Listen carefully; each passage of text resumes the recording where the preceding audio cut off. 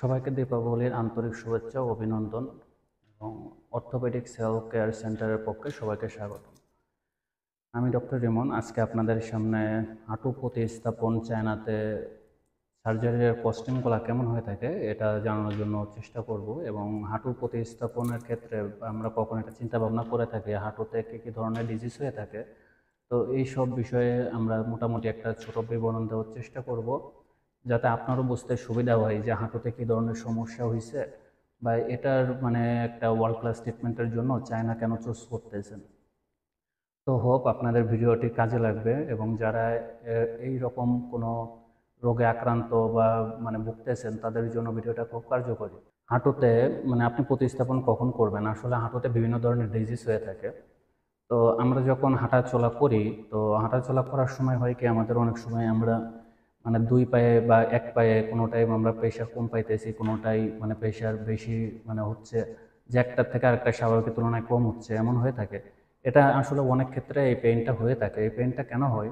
অনেক সময় দেখা যাচ্ছে আমাদের স্পাইনের সমস্যা হয়েছে, স্পাইনের ভিতরে যে গ্যাপগুলা এটা আপনার কম হয়ে গেছে, তো যার কারণে স্পাইনাল কর্ডে একটু চাপ পড়ছে। তো অনেক সময় দেখা যাচ্ছে এইসব ক্ষেত্রে আপনার হাঁটুতে ব্যথা হয়ে থাকে, হাঁটু না, বিশেষ করে পায়ে ব্যথা হয়ে থাকতে পারে। এখন হাঁটুতে মেইনলি যে ব্যথাগুলো হয় এটা ডায়াগনোসিস করে ডিপেন্ড করে আপনার বোঝা যায় যে হাঁটুতে এখন ব্যথা বা ফুলতেছে, রাতে অনেক পেইন হইতেছে, ভালো মতো হাঁটতে পারতেছেন না। তো এটা আসলে হয়ে থাকে বিভিন্ন ডিজিজের কারণে। তার মধ্যে একটা অন্যতম সাধারণ রোগ হতেছে অস্টিও আর্থ্রাইটিস। এখন অস্টিও আর্থ্রাইটিস এটা একটা খুবই সাধারণ একটা হাঁটুর জয়েন্টের রোগ। তো অস্টিও আর্থ্রাইটিস আপনার কেন হয়ে থাকে? অস্টিও আর্থ্রাইটিস হলে আপনি করণীয় কী কী? তো অস্টিও আর্থ্রাইটিস আপনার মূলত হয় কেন? এখানে যে হাঁটু, এই হাঁটুর যে ভিতরে যে গ্যাপটা আর কি, আপনার এই গ্যাপে যদি এরপরে যে একটা কার্টিলেজ থাকে, এটা বয়স বৃদ্ধির সাথে সাথে ক্ষয় হয়। আপনার 40 থেকে 45 বছর বয়স, এমন একটা বয়সে আসলে আপনার এই হাঁটুর যে কার্টিলেজ এটা ঘর্ষণে বা ওখানকার যে ফ্লুইডগুলো থাকে গ্যাপের জন্য, তো এটা কমে যায়, যার কোনো ক্ষয় হয়ে যায়। তো হলে কি হয়, আপনার এই একটা উপরের হাড় আর নিচের হাড়, যে বোনটা, এই দুই বোনের ঘর্ষণের ফলে আরও এই জায়গার যে কার্টিলেজটা হয়ে আরও নষ্ট হয়ে যায়। তো যার কারণে আমরা এই ডিজিজটার মেডিকেল সায়েন্স এটাকে বলে অস্টিওআর্থ্রাইটিস। তো এটা বেসিক্যালি আপনার 40 থেকে 45 বছর বয়সের মানুষের হয়ে থাকে। তো আমরা যখন নন সার্জারিক্যাল ট্রিটমেন্ট করে থাকি অস্টিওআর্থ্রাইটিস নিয়ে, তো নন সার্জারিক্যালে আমরা সাধারণত পেশেন্টকে গাইডলাইন কিছু pain killer medicine, medication, physiotherapist, ঘরোয়া কিছু ট্রিটমেন্ট দেওয়া থাকি। যদি এর মাধ্যমে কিছুটা সে ব্যথা কম পাই, তো হয় এরকম আর কি। কিন্তু বেসিক্যালি অস্টিওআর্থ্রাইটিস আপনার নন সার্জারিক্যাল ট্রিটমেন্টের মাধ্যমে কম হয় না। তো এটার জন্য আপনার অনেক সময় হয় কি, দুইটা পায়ে যে হাঁটু, তো অনেক সময় হয় কি আমাদের বিভিন্ন জীবাণু বা অটো ইমিউন সিস্টেম খারাপ থাকার কারণে আপনার বিভিন্ন ভাইরাস ব্যাকটেরিয়ার কারণে অনেক সময় কি হয়, ভিতরের এই কার্টিলেজগুলো হয়ে যায়। সেটা আবার রিউমেটয়েড আর্থ্রাইটিস বলে থাকি। অনেক সময় গাউট হয়ে থাকতে পারে, আপনার লিগামেন্ট ছিঁড়ে যাইতে পারে। তো এমন বিভিন্ন ধরনের ডিজিজ আছে। তো বেসিক্যালি অস্টিও আর্থ্রাইটিসটা আপনার দুই পায়েও হাঁটুতে হয়ে থাকতে পারে, আবার এক পায়েও হইতে পারে।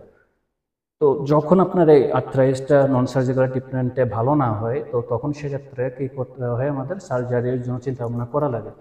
এখন পেশেন্টের কন্ডিশন বুঝে আসলে পেশেন্ট কী অবস্থায় আছে, তো এটার পরে চিন্তা ভাবনা করার পরে আমরা ডায়াগনোসিস করে MRI, CT scan, blood test, urine test সহ যেসব জেনারেল রিপোর্টগুলো থাকে, এগুলো করার পরে আমরা দেখি হাঁটুর কার্টিলেজ কতটুকু হয়ে গেছে। নন সার্জারিক্যালের ক্ষেত্রে আমরা অনেক সময় কী করি, আপনার এখানে যে গ্যাপ, এই গ্যাপের ভিতরে আমরা এক ধরনের ফ্লুইড ইনজেক্ট করি। তো যার কারণে এই ফ্লুইডটা ইনজেক্ট করার পরে আপনার মোটামুটি যাদের একটু বেশি হয়ে গেছে তাদের জন্য বলি, তো তাদের জন্য কি হয়, আপনার মোটামুটি 7 থেকে 10 দিন মোটামুটি একবার ইনজেক্ট করলে মোটামুটি ভালো থাকে, তেমন প্রেশার পায় না, মোটামুটি ব্যথা কম থাকে, হাঁটা চলাও স্বাভাবিক থাকে। কিন্তু এটা পুরোপুরি শেষ হয় না, পুরোপুরি ব্যথা নির্মূল হয় না। তো যার কারণে এটা আমরা চিন্তা ভাবনা করি যে টোটাল নিয়ে রিপ্লেসমেন্ট করে থাকবো। বা যদি দুইটা হাঁটুতেই সমস্যা হয়ে থাকে, অনেক সময় হয় বেসিক্যালি সময় একটা হাঁটুতে হয়ে থাকে, তো দুইটা হলে দুইটা রিপ্লেসমেন্ট করা হয়ে থাকে। তো আসলে আপনারা এটা বিষয়ে সতর্ক থাকবেন যে আর্থ্রাইটিসটার যে ব্যাপারটা, তো অস্টিও আর্থ্রাইটিসটার জন্য আপনারা অবশ্যই যখন হাঁটাচলা করবেন যেন বডির মুভমেন্ট পুরো স্ট্রেট থাকে। আবার যখন হাঁটতেছেন কোনো উঁচুট না খান, আবার দেখা যাচ্ছে দৌড়াইতেছেন, দৌড়ানোর সময় অনেক সতর্কতার সাথে দৌড়াবেন যাতে কোনো জায়গায় ঘা গোতা না খান। মানে বেসিক্যালি হাঁটুতে যাতে কোনোভাবে ব্যথা না পায়। আবার আপনি যখন বসবেন তখন হাঁটু মানে ভাঁজ করবেন, সেটা হচ্ছে প্রপার ওয়েতে। আপনি মনে করেন আসছেন মানে বসে গেছেন, আপনার যেভাবে মন চাইছে এইভাবে বসলে আসলে এইসব গোলার থেকে আপনি মুক্তি পাবেন না।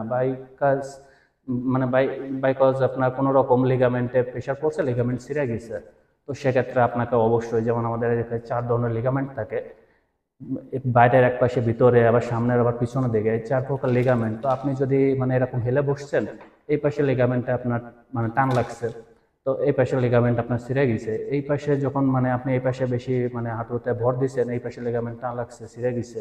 তো বসার ক্ষেত্রেও আমাদের একটু সতর্কতা অবলম্বন করতে হবে। তো বেসিক্যালি বসার ক্ষেত্রে এই লিগামেন্টগুলো তেমন ছিঁড়ে না, বাট ইনজুরে হয় আপনার অনেক ক্ষেত্রে।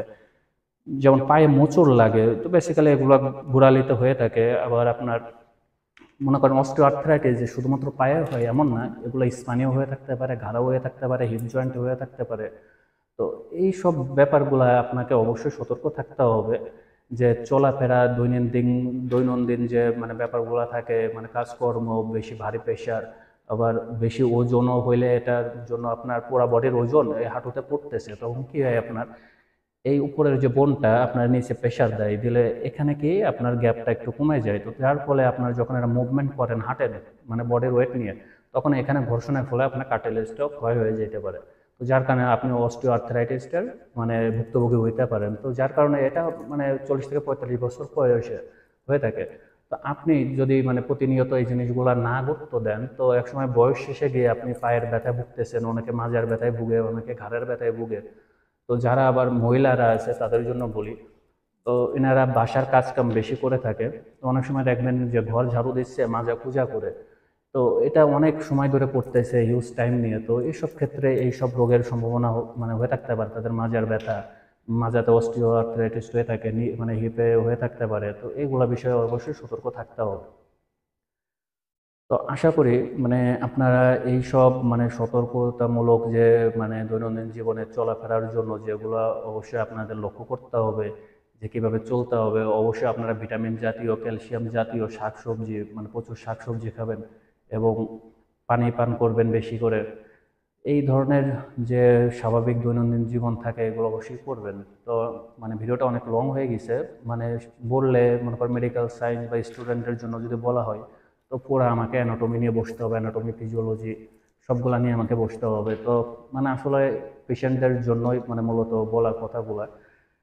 তো আপনারা যারা এইসব রোগে, অস্টিও আর্থ্রাইটিস বা রিউমেটয়েড আর্থ্রাইটিস বা গাউটে ভুগতেছেন, বা লিগামেন্ট ছিঁড়ে গেছে, এর জন্য উন্নত চিকিৎসার জন্য যদি আপনারা চায়না এখন মানে টেকনোলজির দিক থেকে বা মানে মেডিকেল সায়েন্সের দিক থেকে অনেক আগের থেকেই মানে এরা খুবই পারদর্শী ছিল, বা অনেক ওয়ার্ল্ড ক্লাস ট্রিটমেন্ট হয়ে থাকতো। কিন্তু রিসেন্ট কিছু সাম্প্রতিক ঘটনার জন্য বাংলাদেশ, ইন্ডিয়ার একটা মানে সমস্যার কারণে অনেকেই চায়নাতে আসতেছে। তো যার কারণে কি হয়েছে, মানে তারা মানে বুঝতেছে যে আসলে ইন্ডিয়ার ট্রিটমেন্টগুলো কেমন। ইন্ডিয়ার ট্রিটমেন্ট অবশ্যই ভালো, তো মানে চায়নাও কম কোনো কিছুতে নাই। যদি এখন মানে চায়নাতে মানে ওয়ার্ল্ড ক্লাস ভাবে সবাই মানে আসে, আসলে এখানে একটু ব্যয়বহুল হয়ে যায়, আসা যাওয়া মেলায়, মানে ট্রিটমেন্ট খরচ তেমন না। মানে যদি এইগুলা মানে দেখা হয়, তো সেক্ষেত্রে মানে চায়না অবশ্যই অনেক ভালো পজিশনে, কারণ ভালো পজিশনে না হইলে আপনার এদের ইউনিভার্সিটি, মেডিকেল ইউনিভার্সিটি, বাংলাদেশে কলেজ থাকে, এদের ইউনিভার্সিটি লেভেল সবগুলাই। তো এইসব ইউনিভার্সিটি, হসপিটালগুলা, ইউনিভার্সিটিগুলা, এগুলার র্যাঙ্ক আপনার মানে এত মানে হাই ক্লাস থাকতো না আসলে। মানে আপনি যদি র্যাঙ্কের মানে চায়নার হসপিটাল বা মেডিকেলগুলা বা ইউনিভার্সিটিগুলোর র্যাঙ্ক দেখেন, তো টপ 10-এর ভিতরে চায়নার 5-6টা থাকবেই আপনার লিস্টে। এটা মানে স্বাভাবিক। তো যাই হোক, অনেক কথাই বলে ফেললাম। তো এখন হচ্ছে আপনার যদি অস্টিওআর্থ্রাইটিস এখানে মানে 2 ধরনের হয়ে থাকতে পারে, আপনার এই এক সাইডে হইতে পারে, আবার টোটাল পুরোটা হয়ে থাকতে পারে। তো যখন টোটালটাই কার্টিলেজ হয়ে যায়, তো তখন আমরা সেক্ষেত্রে টোটাল নিয়ে রিপ্লেসমেন্ট করে থাকি। কিন্তু বেসিক্যালি যদি এক পাশে হয়ে থাকে, সে মানে শুধু এই পাশটা হয়েছে বা এই পাশ হয়েছে, সেক্ষেত্রে আমরা পার্শিয়াল নিয়ে রিপ্লেসমেন্ট করে থাকি। তো যদি পার্শিয়াল নিয়ে রিপ্লেসমেন্টের কোনো মানে অস্টিওআর্থ্রাইটিস হয়ে থাকে, তো সেক্ষেত্রে মানে এটার কস্টিং চায়নাতে আপনার 35 থেকে 40 হাজার ইয়ন মতো লেগে থাকে। সেটা বাংলা টাকা কনভার্ট করলে যা আসে এমন আর কি। আর হচ্ছে যদি পুরো টোটাল নিয়ে রিপ্লেসমেন্ট, আমি মানে চেষ্টা করবো একটা মানে নিয়ে রিপ্লেসমেন্টের মানে একটা ওটি ভিডিও বা কীভাবে আমরা করে থাকি আমি শর্টকাটে একটু দেখানোর চেষ্টা করবো না। তো যখন টোটাল নি রিপ্লেসমেন্ট করা হয়, আপনার টোটাল নি রিপ্লেসমেন্টে মোটামুটি 70 থেকে 80 হাজার ইয়ন। এটা অলওয়েজ ডিপেন্ড করবে আপনার কোন হসপিটালে সার্জারি করতেছেন। লাইক প্রাইভেট হসপিটালে যদি সার্জারি করেন তো সেক্ষেত্রে কস্টিংগুলো একরকম হয়ে থাকে। আর আপনি যদি মানে পাবলিক হসপিটালে করে থাকেন সেক্ষেত্রে অনেকটা কম খরচে হয়ে থাকে। এবং পাবলিক হসপিটালের যে ট্রিটমেন্ট মানে ফ্যাকাল্টিগুলো বা ফ্যাসিলিটিসগুলো অপরচুনিটিসগুলো থাকে সেগুলো আসলে ওয়ার্ল্ড ক্লাসের মতোই। আপনি যে বাংলাদেশের পাবলিক হসপিটাল এমন থিঙ্কিং করেন না যে বাংলাদেশের পাবলিক হসপিটাল যে এটা মানে কেমন হবে কি নাকি, এমন কোনো কিছু না। আমি অনেক ভিডিওতে দেখানোর চেষ্টা করছি আসলে পাবলিক হসপিটালের পরিবেশগুলো কেমন থাকে। তো এই কস্টিংগুলো এমন হয়ে থাকে।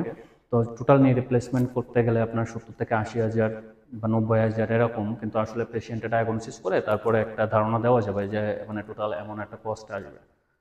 তো হোপ মানে অস্টিও আর্থ্রাইটিস নিয়ে স্বল্পতার ভিতরে মানে কিছুটা ধারণা দেওয়ার চেষ্টা করছে। আপনার জীবন সুন্দর হোক এবং সবসময় চেষ্টা করবেন মানে সুন্দর স্বাভাবিক জীবনযাপনের জন্য। কোনো কিছু মানে স্থূলতার দিক থেকে গুরুত্ব দিবেন, হাঁটাচলা খাওয়া দাওয়া সব কিছুর ভিতরেই মানে গুরুত্ব দিবেন। আপনি সুস্থ তো দুনিয়া সুস্থ, দুনিয়া সব কিছুই ভালো লাগবে।